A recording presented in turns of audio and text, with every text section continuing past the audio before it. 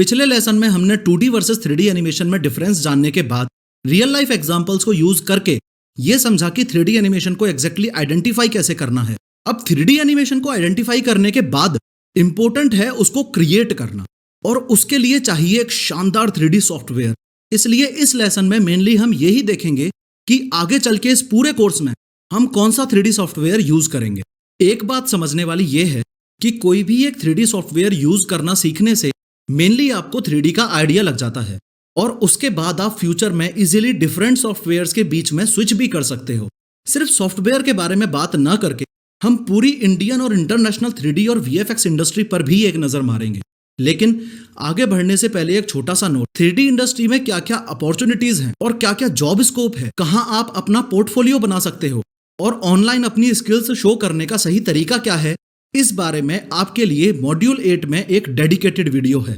आज से कई साल पहले जब मैंने 3D सीखना शुरू किया था तो फ्रैंकली स्पीकिंग जीरो डायरेक्शन और 100% कंफ्यूजन था, और 3D एनिमेशन को सक्सेसफुली सीख पाना मेरे लिए एकदम अंधेरे में तीर चलाने जैसा ही था। बट पॉइंट ये है कि मैं ऐसा बोल किस लिए रहा हूं। असल में इंडियन 3D एनिमेशन इंडस्ट्री में एक बहुत बड़ी प्रॉब्लम है, monopoly. I mean 3D animation सीखने से पहले मैंने जब अपने एंड पर रिसर्च की तो ये पाया कि इंडिया में 3D एनिमेशन सिखाने के लिए कुछ गिने चुने ही इंस्टीट्यूट्स हैं। अब इन इंस्टीट्यूट्स के साथ में 3 प्रॉब्लम्स ऐसी हैं जिनकी वजह से मैं शायद कभी 3D नहीं सीख पाता। इन पूरे प्रॉब्लम्स के बंडल को प्यार से मैं लॉस बुलाता हूं। Location offline, sir and software. Problem 1, location.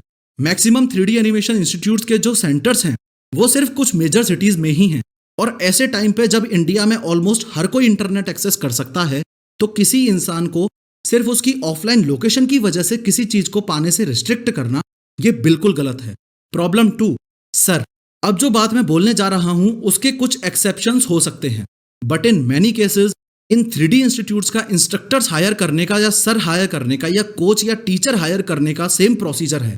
चलो आपको एक कहानी बताता हूं जो कि मनगढ़ंत नहीं है, असली है। चंपक नाम के किसी स्टूडेंट ने इस पक्का प्लेसमेंट 3D एनिमेशन स्टूडियो में एडमिशन लिया। अब उसने अच्छे से 3D सीखा हो या नहीं, लेकिन उसका प्लेसमेंट होना तो जरूरी है, क्योंकि एडमिशन के टाइम पर लाखों रुपए लेते वक्त चंपक से ये वादा किया गया था कि उसका प्लेसमेंट डेफिनेटली होगा। अब अगर चंपक का प्लेसमेंट किसी कंपनी में नहीं हो पाया तो यही चंपक, जिसको अभी तक 3D फील्ड में काम करने का कोई एक्सपीरियंस ही नहीं है, वो ही इन इंस्टीट्यूट्स में 3D इंस्ट्रक्टर बन जाता है। क्योंकि 3D इंस्ट्रक्टर बन गया तो प्लेसमेंट तो एक तरीके से हो ही गया ना। और जिस बंदे को असल में 3D की नॉलेज है, जो सच में स्टूडेंट्स को सिखा सकता है, जिसको क्लासरूम में होना चाहिए, वो काउंटर पे बैठ के 500 और 1000 के नोट गिन रहा है। क्यों? क्योंकि अब वो बिजनेसमैन बन चुका है और उसे सिर्फ पैसे कमाने से मतलब है। Problem 3, software. इन 3D इंस्टीट्यूट्स में जो सॉफ्टवेयर यूज किए जाते हैं मैक्सिमम टाइम्स वो सॉफ्टवेयर्स हाईली एक्सपेंसिव होते हैं। अब 3D एनिमेशन सीखकर अगर आप कोई 3D एनिमेशन स्टूडियो ज्वाइन करने वाले हो तो आपको इस बात से ऑब्वियसली कोई फर्क नहीं पड़ता कि सॉफ्टवेयर की कॉस्ट क्या है। वो इसलिए क्योंकि जब आप 3D सीख रहे हो तो इन 3D कोचिंग इंस्टीट्यूट्स के पास एजुकेशनल लाइसेंसेस होते हैं जो कि ऑलमोस्ट फ्री होते हैं, और सीखने के बाद जब आप 3D स्टूडियो में काम करने जाते हो तो वहां पर उस स्टूडियो की रिस्पॉन्सिबिलिटी होती है कि इन हाईली एक्सपेंसिव सॉफ्टवेयर्स के लिए पे करना है। बट अगर कोई इंडिपेंडेंट 3D आर्टिस्ट बनना चाहता हो, जो कि मेरा केस था, तो ऐसे केस में सॉफ्टवेयर्स के लिए एनुअली लाखों रुपए पे करना काफी डिफिकल्ट होता है, स्पेशली शुरुआत के दिनों में।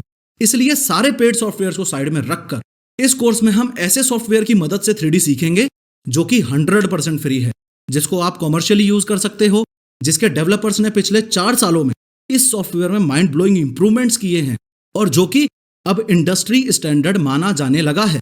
चांसेस हैं कि आप में से कई लोगों को इंडस्ट्री स्टैंडर्ड का मीनिंग ना पता हो, तो उनको बता दूं कि वर्ल्ड के सभी प्रोफेशनल एनिमेशन स्टूडियोज में, वर्ल्ड के सभी प्रोफेशनल VFX स्टूडियोज में और वर्ल्ड के सभी प्रोफेशनल गेमिंग स्टूडियोज में जो भी सॉफ्टवेयर्स यूज होते हैं उन्हें ही इंडस्ट्री स्टैंडर्ड माना जाता है।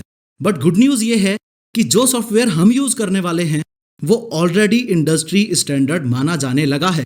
काफी सारे VFX और एनिमेशन स्टूडियोज सोलली ब्लेंडर पर ही डिपेंड रहने लगे हैं, और इनफैक्ट 7 सितंबर 2018 को नेटफ्लिक्स पर लॉन्च की गई 3D animated science fiction film next gen blender software में ही बनाई गई है। आई मीन सोच के देखो, पूरी फिल्म जिस सॉफ्टवेयर में बन सकती हो वो सॉफ्टवेयर कौन से एंगल से इंडस्ट्री स्टैंडर्ड नहीं है। मॉड्यूल 1 के सेकंड लेसन में हमने ये सीखा कि यूजुअल 3D एनिमेशन स्टूडियोज के लफड़े में ना पड़ के इस master 3D with professor course को परचेज करना आपकी लाइफ का one of the best investment क्यों है। ऑल्सो एग्जाम्पल्स के साथ मैंने आपको यह भी बताया कि इस कोर्स में हम कौन सा 3D सॉफ्टवेयर यूज करेंगे और उसकी पोटेंशियल क्या है। अब चूंकि सॉफ्टवेयर के बारे में हमने जान ही लिया है तो शुभ काम में देरी कैसी। इसलिए नेक्स्ट लेसन में हम देखेंगे कि इसी ब्लेंडर सॉफ्टवेयर को यूज करते हुए 3D वीडियोस एग्जैक्टली बनती कैसे हैं, स्टेप बाय स्टेप। अगर दूसरे शब्दों में कहूं तो एग्जाम्पल्स की हेल्प से 3D एनिमेशन पाइपलाइन को समझने की कोशिश करेंगे।